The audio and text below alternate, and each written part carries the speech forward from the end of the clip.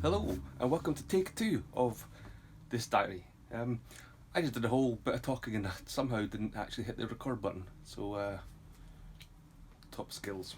Anyway, I have just received two boxes of a delivery, and I'm not going to talk about dull stuff like I did in the previous one. I'm going to share what's in these boxes because this is the first time I'm getting to see my new beasties drawings on paper, apart from a wee test print that I did. And you would have had the whole box opening nonsense, but didn't hit record. This is Todd, and I am really pleased with how these have turned out. So my drawings, this whole range of drawings of the Scots beasties, they're all so obviously basic thing. You got the word, you got the name there, got the drawing of the animal and the texture in the background. I'll tell you about the texture first because it's I don't know. I'm just going to. You can see on each one. I'll show you this one here. Here's a stucky, which is so you got a fox and a starling here, and you see this shape in the background. Each one's got it. So it gives a bit of depth to the animal. It kind of frames it as well, so it becomes a part of a design. So you've got the kind of the area of the animal, and it breaks out of it, and then you've got the writing next to it. This one's also got a wee bit of story that I'll come back to. And you can see on other ones like the squirrel, you see the box, that kind of box shape. And there is the moose and Doug and so on. So they've all got the shape in the background. And this was something I started quite early when I was doing these drawings. I did the drawing first, so I did the initially drew an animal, put the word there, and on the page we're kind of floating about untethered.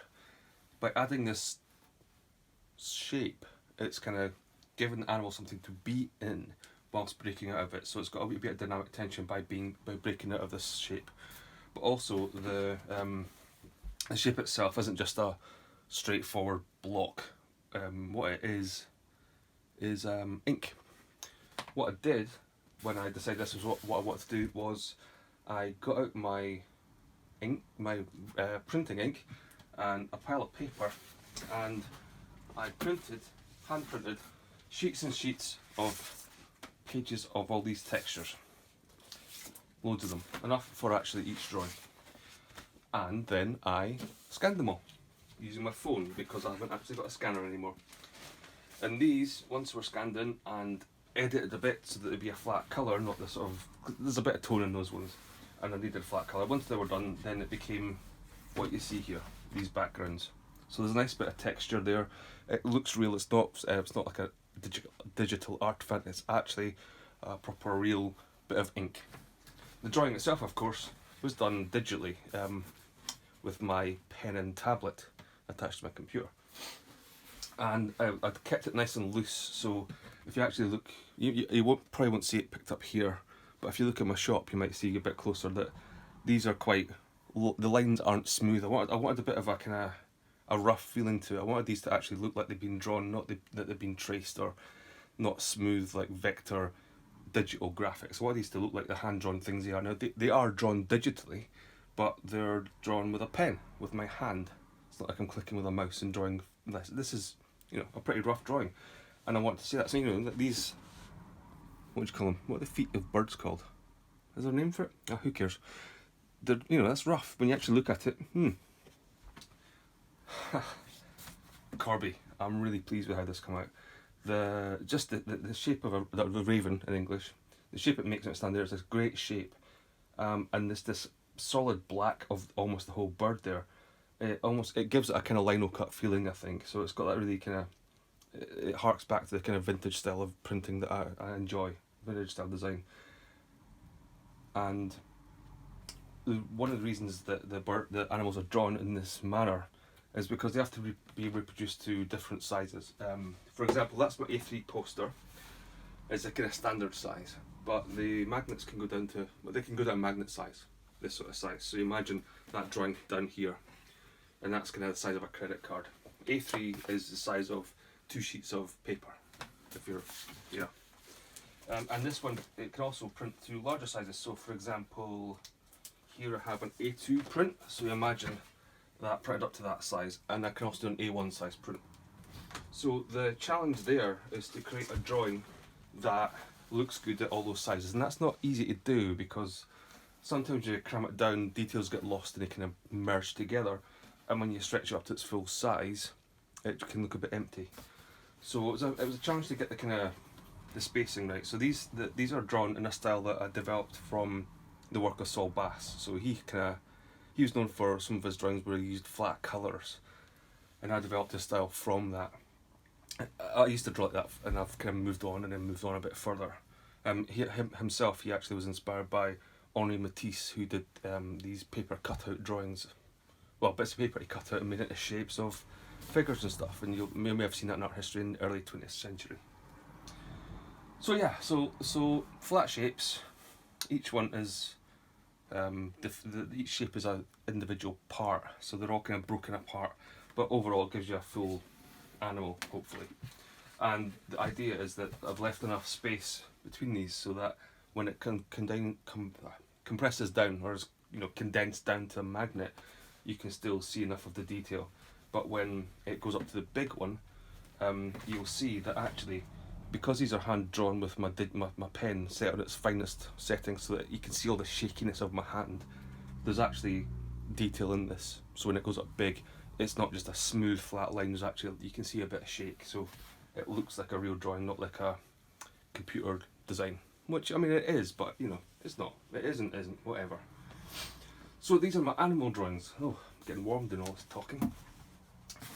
So the basic design: animal, the block of ink, and the writing. A font that I actually made myself based on the title cards in Hitchcock's film The Lodger, which was one of his first good films, if you care about typography. Now, something that there's an option for the posters and the prints is that there's a bit of Scots writing about each animal. I'm going to try and read out the Scots here. I'm not great at it. Now, here's the thing. Crow and a corby, crow and a raven. Sometimes people call crows corbies, but according to the dictionary, that's wrong. A mammal of the corvid family, a crow is smaller. I've made a mess of it already. I don't speak Scots. I'm not going to try. I'll let you read it on the website and you can see from there. So yeah, so that's the posters. I'm really pleased with how they come out. The colours are great. They're kind of muted colour palette that I like to use. Vintage inspired, I guess you'd call it. So it looks like it's been printed in and it's kind of faded a little bit. Let's have a look now. Only a few posters sold, but there were a lot of cards, and the cards are in this other box down here. So let's have a quick look at that. And we'll see a lot more colours. Futret. That's just really pleasing to say, futret, which means weasel. And the cards have got the text in the back and an English translation, which is really good for people like me who don't speak Scots, because I can expand my vocabulary by reading the back of the cards. Or you could just read it on my website, because it's there too. Cuddy, which would be donkey, but cuddy also means horse, which is confusing. Why is that in that? Oh dear. Did I just spot on? Oh, I thought I'd made a mistake, but I'm fine. The English translation is in italic, and I didn't notice it on the first one, and I thought, oh no! This is the worry when you get the first set of prints back from the printer, is usually when you spot mistakes. I've been working in print for 20 years, and it always happens. There's always something that you pick up that you only ever see when you first get it back on paper, which is why when you're doing newspapers, the first edition is usually full of weird bits and pieces. Fumart, that's a polecat. Labidoo, or Clappidoo, and that's taken from the Gaelic, and I'm not going to pronounce Gaelic. I'm bad enough at Scots. Gaelic, no. What did I actually write this? Did you want to hear about a Clappidoo? With a lifespan o' mair nor 25 year and whiles as lang as 50, this bivalve can grow to 20 centimetres lang. Nae wonder it's cried Clappidoo, big black mouth in Gaelic. Gien us your Scots name. It's cried horse muscle in English. That was quite easy to read it. When I tried to do it earlier, I made a complete